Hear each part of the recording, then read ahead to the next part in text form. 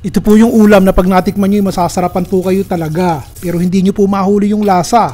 Sa unang tingin nyo, napakahirap gawin pero madali lang pala.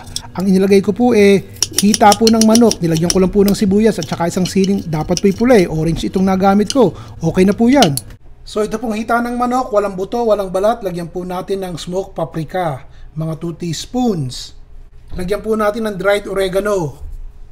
Kalahating kutsarita ng garlic powder. Para may konting anghang, cayenne pepper. Konting anghang po yun. Katitik na pamintang durog. At timplahan po natin ng asin.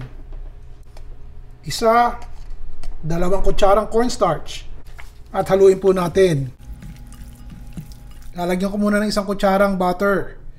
Tapos po 3 kutsara ng mantika. Tsaka po natin bubuksan ang ating kalan. Hayaan po nating matunaw yung ating butter kasama yung ating mantika. Ako po ilalagay itong ating manok.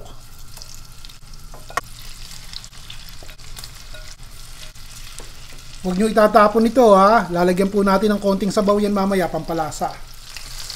Tingnan nyo kung luto na yung kabila tapos itaob nyo. Para yung kabila naman. Ganda oh. Kasi po yung pinagsama-sama nating mga ricado nito malasang malasa. So itataob ko na lamang. At nang yung kabila naman ang maluto.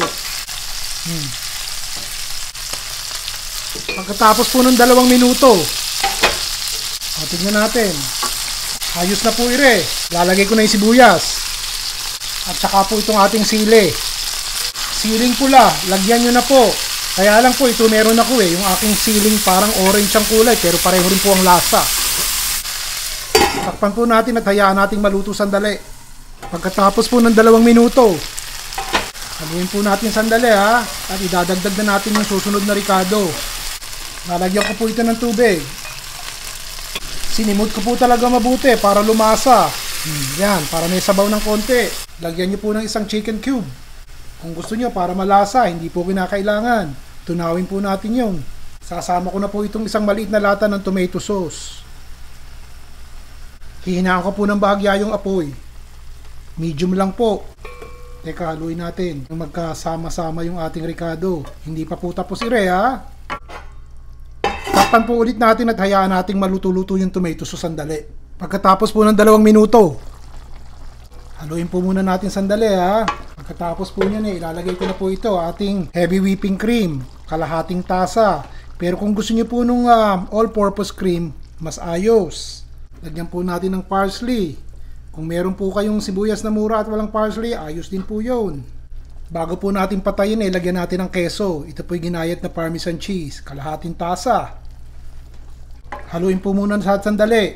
Ang apoy po nito bahagya na lamang ha. Nilagay ko po sa medium. At hayaan nating lumapot-lapot ng konti yung sabaw.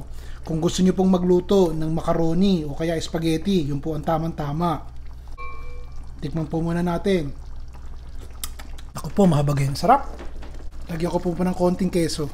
Ngayon. Takpan po. Patay na po natin ang apoy at kainan na. Ang pangalan po ng ulam na ay Cajun chicken. Ang kaulam po talaga ni spaghetti, pasta po. Para marami makakain, pwedeng-pwede na po yan. Sa anumang handaan ilalaban po natin itong napakasimpleng ating Cajun chicken with pasta. Nagustuhan niyo po sana o sa susunod, iba naman.